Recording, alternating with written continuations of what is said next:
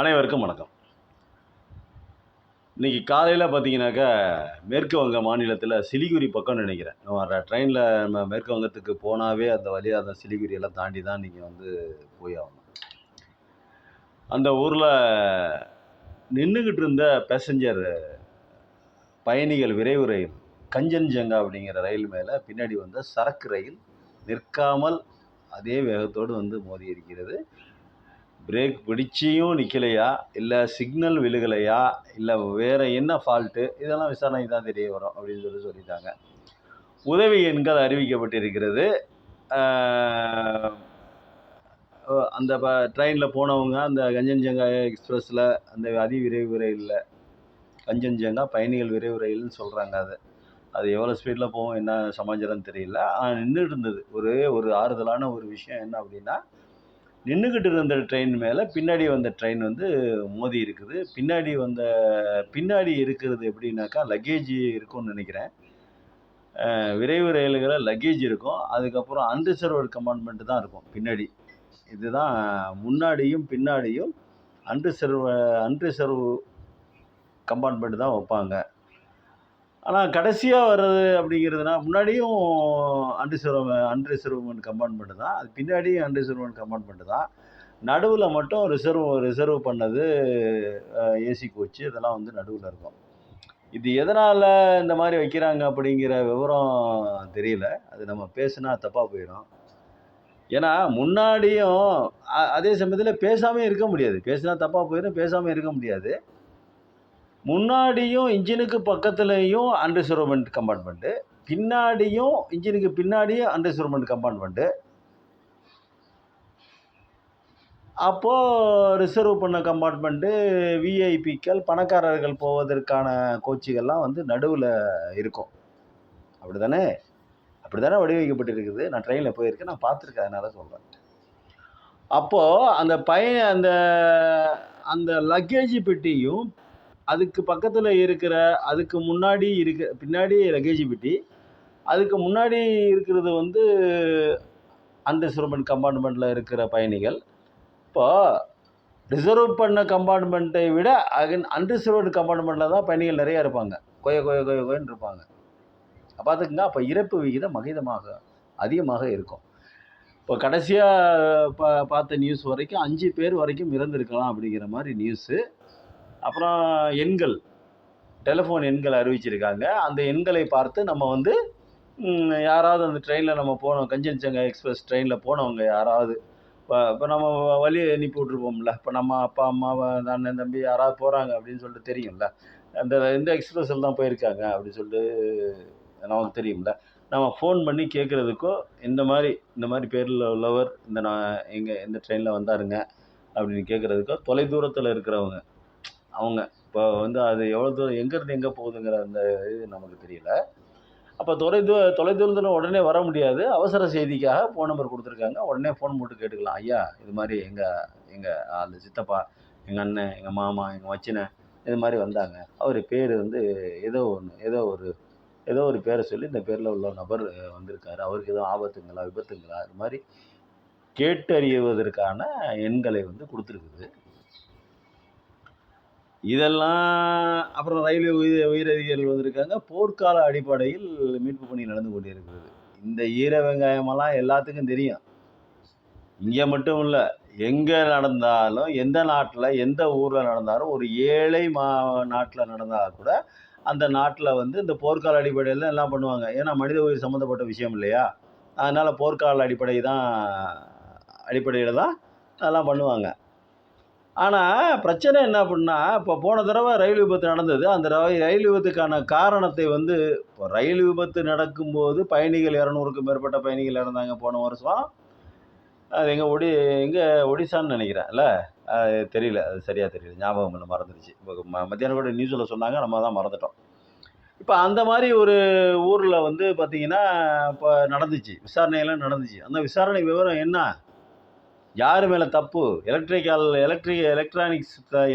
தப்பா, எலக்ட்ரானிக்ஸில் தப்பா, மனித தவறா அப்படிங்கிற விவரம் முழுசாக சொன்னாங்களா, வெள்ளை அறிக்கை மாதிரி சமர்ப்பிச்சாங்களா, அது இந்தியா முழுக்க இருக்கிற பொதுமக்களுக்கு பொதுமக்களுக்கு அதை சொன்னாங்களா, இப்போ நமக்கு என்ன பிரச்சனை அப்படின்னா, இன்றைக்கி ரயில் விபத்து நடந்துச்சு, இன்றைக்கி பேசுகிறோம், அதுக்கப்புறம் அதை விட்டுருவோம்.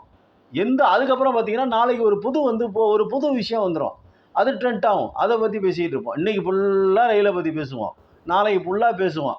இன்னொரு புது செய்தி, இதை விட ஒரு பயங்கரமான ஒரு செய்தி வரும் வரை இதை பேசிக்கிட்டு இருப்போம்.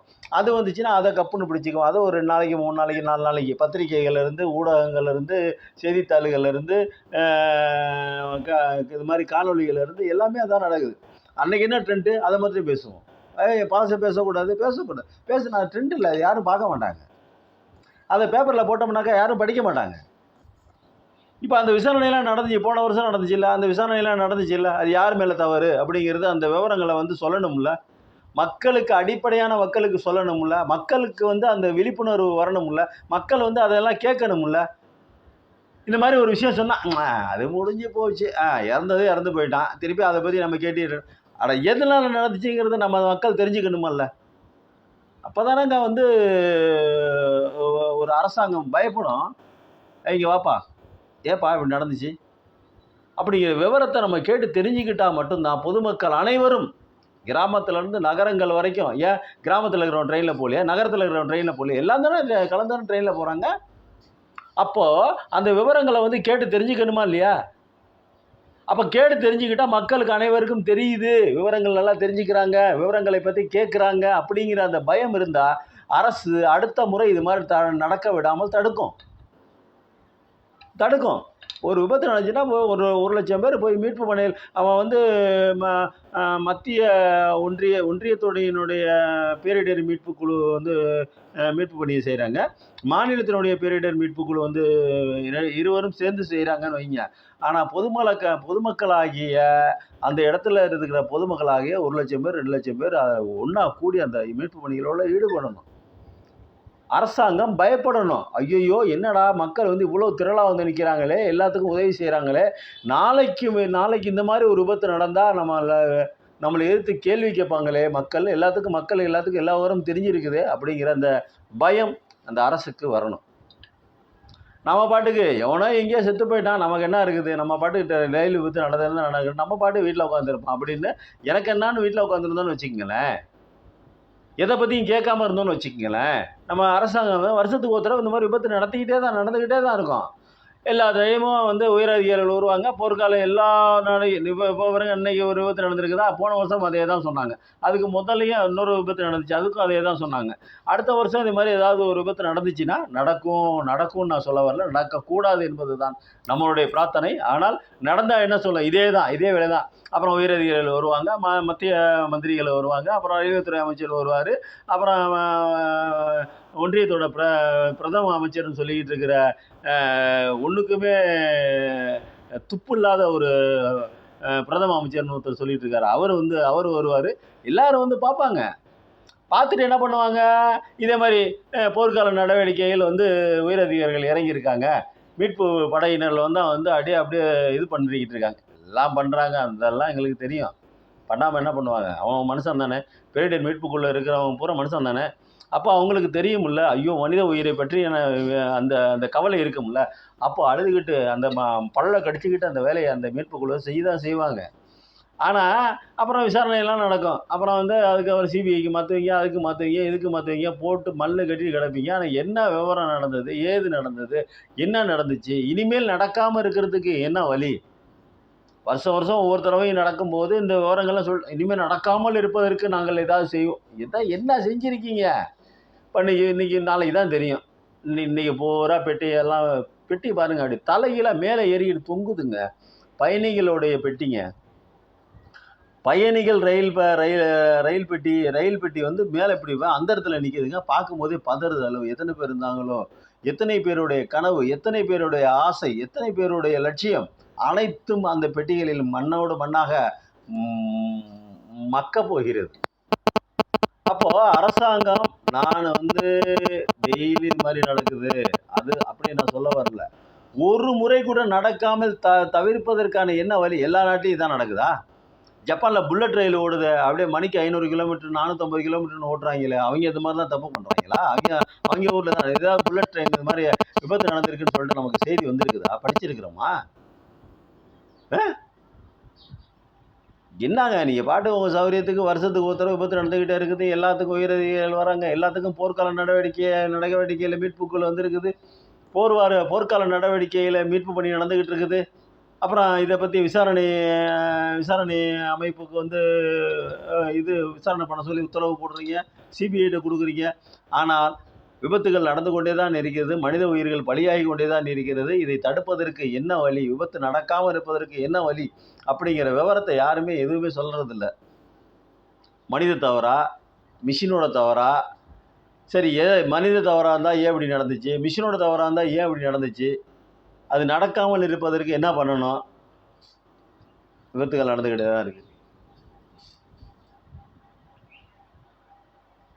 நம்ம அப்பா, நம்ம அண்ணன், நம்ம தம்பி, நம்ம பொண்டாட்டி, நம்ம தங்கச்சி, நம்ம அக்கா, நம்ம சித்தி, நம்ம பெரியம்மா, நம்ம சின்னம்மா, எவ்வளோ பேர் உள்ளே போயிருப்பாங்க. போன ஒவ்வொரு உயிருக்கும் அதனுடைய உறவுகள் எத்தனை பேர் இருப்பாங்க, எத்தனை பேர் கவலை தோய்ந்த முகத்துடன் அப்படியே வெந்து நொந்து போயிருப்பாங்க. இறந்தவர்களை விடுங்க, அவங்க இறந்துட்டாங்க, அதை விடுங்க. கை காலில் போனவங்களை பற்றி யோசிச்சு பாருங்க. அவர்களுடைய வாழ்க்கை 10 லட்சம் 20 லட்சம் தருவீங்க, எத்தனை கோடி கொடுத்தாலும் அவனால் எழுச்சி நடக்க முடியுமா திருப்பி?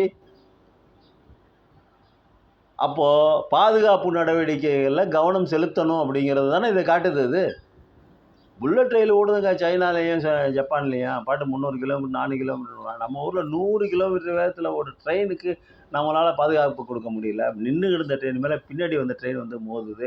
எப்படி ஒரே ட்ராக்கில் வந்தது? ட்ரெயின் நிற்கும்போது, ஒரு ட்ராக்கில் ட்ரெயின் நிற்கும்போது பின்னாடி அதுக்கு ஏன் சிக்னல் சரியாக கிடைக்கலையா?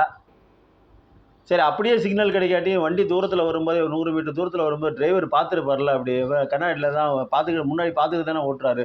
100 மீட்டர் 200 மீட்டர் தூரத்தில் வரும்போது கூட ட்ரெயின் முன்னாடி நிற்கிறது தெரியலை அந்த ஓட்டுநருக்கு. கண்ணாடியில் பார்க்குறாருல்லங்க, நம்ம தெரியுது, நம்ம பார்க்குறோமில்லங்க. வண்டி வேகமாக தான் போகுது, அதை கணிக்க முடியாது, தூரத்தை கணிக்க முடியாது, கொஞ்சம் அசால்ட்டாக இருந்திருக்கலாம், இங்கிட்டு சற்று திருப்பி இருக்கலாம், அதெல்லாம் எனக்கு புரியுது. ஆனாலும் இதெல்லாம் வந்து தோணுதுங்க. உயிர் போனதுக்கப்புறம், நடந்ததுக்கப்புறம் நம்ம வந்து மனசு பதறுதா இல்லையாங்க? என்னடா செஞ்சாங்க, ஏன்டா இப்படியெல்லாம் நடக்குது, என்னடா கோளாறு? ஒரு ட்ராக்கில் வண்டி நிற்கும்போது பின்னாடி ட்ராக்கில் எப்படி வண்டி வரலாம்? சரி, அப்படியே தெரியாமல் வந்துருச்சு. ஏன் அதை தடுத்து நிப்பாட்டுவதற்கு, அது தெரியப்படுத்துவதற்கு, அந்த விழிப்புணர்வை உண்டு பண்ணுவது. தெரியாமல் சிக்னல் நிப்பாட்டு. அடுத்த கட்ட ஏற்பாடு. சரி, சிக்னல் கிடைக்கல, ரைட்டு. சிக்னல் வந்து நின்றுட்டுருக்கு, வண்டி ஒரு ட்ராக்கில் வண்டி நிற்கிது அப்படிங்கிற அந்த சிக்னல் பின்னாடி வர வண்டி கிடைக்கல. சரி, அது முடிஞ்சு போச்சு. அடுத்த கட்ட பாதுகாப்பு நடவடிக்கை ஓகேவா? நிப்பாட்டு, அது சிக்னல் எரியல, சாரி, நாங்கள் தான் எங்கள் மேலே மிஸ்டேக், நிப்பாட்டு. ஏதோ ஒன்று எலக்ட்ரானிக்கலோ மனுஷனோ ஏதோ ஒன்று பண்ணி தொலையலாம்ல. போன உயிர் போனது தானே ஐயா, கவனம் செலுத்துங்க ஐயா. 150 கோடி பேர் வாழ்கிற நாட்டில் பாதுகாப்பு கொடுங்கய்யா மக்களுக்கு. நன்றி, வணக்கம்.